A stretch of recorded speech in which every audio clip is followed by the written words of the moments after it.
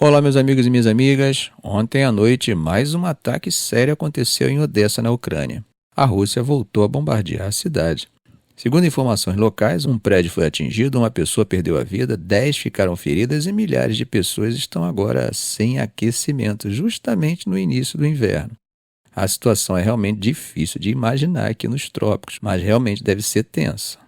O governador da região, Ole Kieper, compartilhou a notícia no Telegram.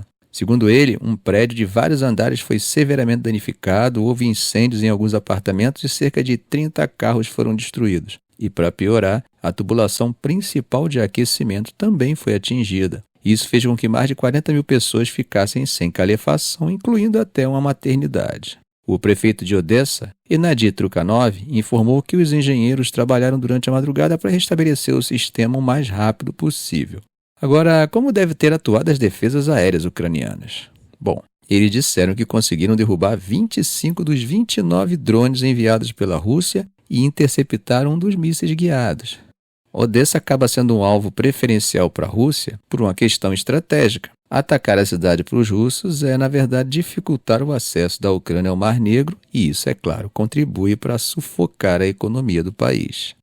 Agora, lá na Rússia, em Kursk, também tivemos movimentação. Os russos eles têm avançado naquela região que tem sido palco de intensos combates. Imagens geolocalizadas mostraram as forças ucranianas tentando repelir um ataque mecanizado russo ao sul de uma área chamada Zeleny Syria, que fica a sudeste de Korenevo. Essas imagens indicam que as tropas russas conseguiram avançar nessa região. Ontem, quinta-feira, dia 14, outras imagens mostraram a 80ª Brigada de Infantaria Naval da Rússia, que faz parte da frota do Mar Negro, lançando ataques perto de localidades como Marievka, Pogrebsk, Orlovka e Novaya Soroshina, todas a noroeste de Zudza. Esse avanço chegou até a parte sul de Novaya Soroshina. Além disso, tivemos notícias de avanços menores a oeste do saliente ucraniano principal nessa região de Kursk, especialmente no distrito de Glushkovsk. Outras imagens publicadas também ontem indicaram que as forças russas avançaram ao leste de um lugar chamado Noviput, que fica a sudoeste de Klushkov. Agora, voltando ao território ucraniano, ontem houve a intensificação das operações russas e avanços ao sul da cidade de Chasivar. Imagens geolocalizadas mostraram que eles avançaram na direção leste, próximo a uma área chamada Bilaora, que fica ao sul de Chasivar. Além disso, a situação também esquentou no leste do Oblast de Zaporizhia, mais especificamente na região de Uliápole. Mudando um pouco de assunto, na área da diplomacia temos novidades. O chanceler alemão Olaf Scholz fez um movimento diplomático bem interessante e ligou para Putin, pedindo que ele inicie negociações com a Ucrânia para abrir caminho para uma paz justa e duradoura. Acreditem, essa conversa foi a primeira entre eles em quase 2 anos. Foi cerca de 1 hora de diálogo. E o que o governo alemão deixou claro é que Scholz pediu a retirada das tropas russas do território ucraniano. Ele também reafirmou que a Alemanha vai continuar apoiando a Ucrânia, seja com armas ou recursos financeiros, pelo tempo que for necessário. Bom, a gente sabe que essa ligação acontece num momento bem crítico para Kiev. Temos visto que a Ucrânia está enfrentando dificuldades no campo de batalha. Faltam armas, falta pessoal, enquanto as forças russas continuam avançando em várias frentes. E, por outro lado, temos a Alemanha, que vem sendo um dos maiores apoiadores da Ucrânia, logo atrás dos Estados Unidos. Agora, com a recente vitória de Donald Trump nas eleições americanas, há uma certa incerteza no ar. Será que o apoio dos Estados Unidos à Ucrânia vai continuar firme?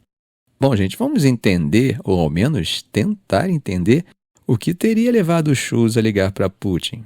Bom, temos que lembrar que a situação do premier alemão não é a das mais confortáveis. Ele é atualmente o chanceler mais impopular da história recente do país. E com a eleição nacional marcada para 23 de fevereiro, claro que ele está sob uma pressão enorme. Os partidos de esquerda e de extrema direita estão ganhando força.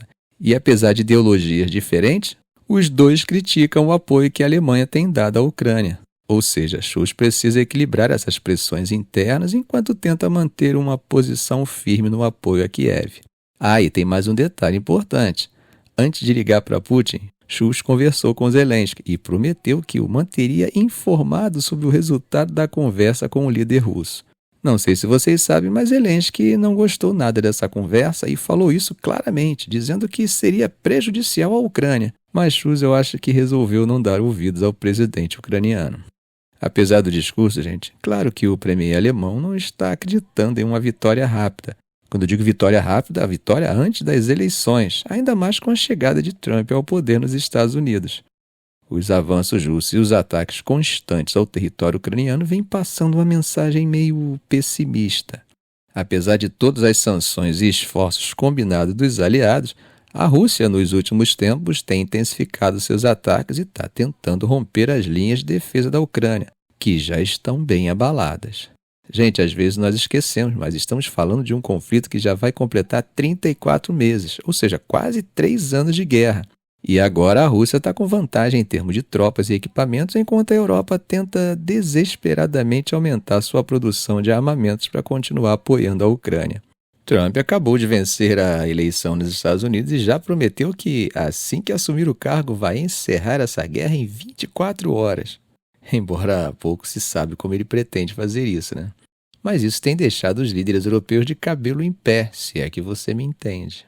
O que está pegando agora, gente, é que ao longo dos últimos meses, as tropas russas intensificaram os ataques, estão avançando num ritmo que não víamos desde 2022. Desde agosto, eles já capturaram mais de 1.200 km² de território, o que é um alerta vermelho para Kiev.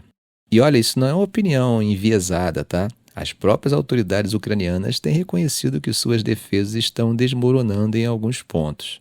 Por isso, eles aumentaram o envio de equipes médicas para a linha de frente, já que estão se preparando para batalhas ainda mais pesadas, principalmente no sul e no leste.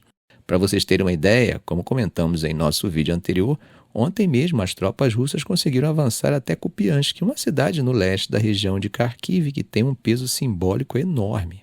Foi uma das grandes vitórias da Ucrânia em setembro de 2022, quando eles conseguiram empurrar os russos para fora de boa parte do leste do país. O comando ucraniano diz que conseguiu repelir o ataque dessa vez. Mas o simples fato de os russos entrarem lá de novo mostra que a linha de defesa ucraniana está sob uma pressão muito forte.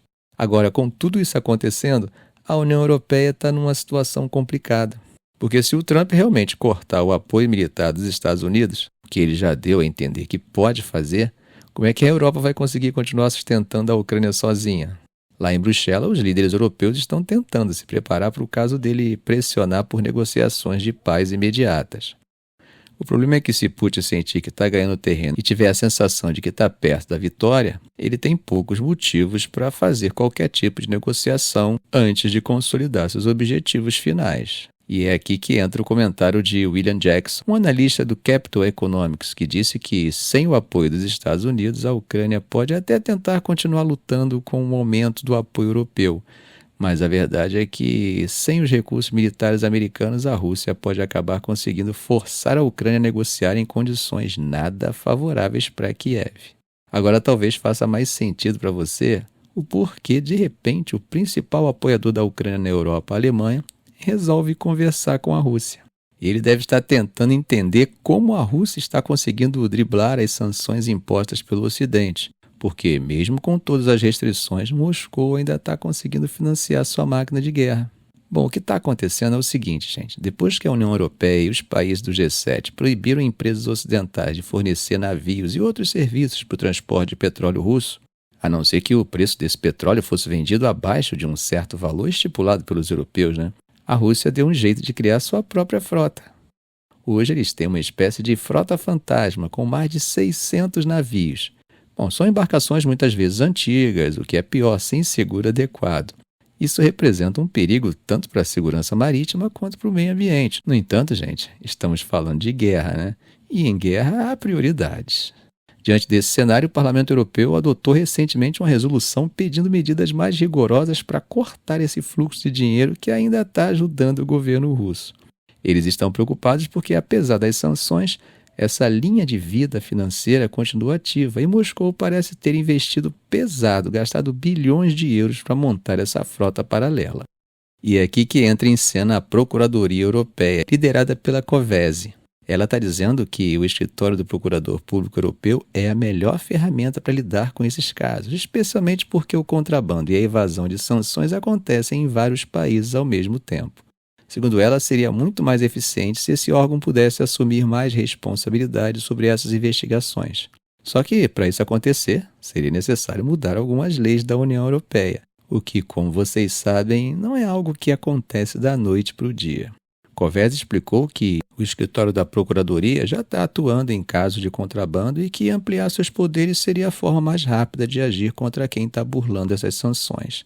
Ela argumenta que a questão do desvio de sanções não é um problema de um único país, mas algo que envolve diversos Estados-membros e até países fora da Europa.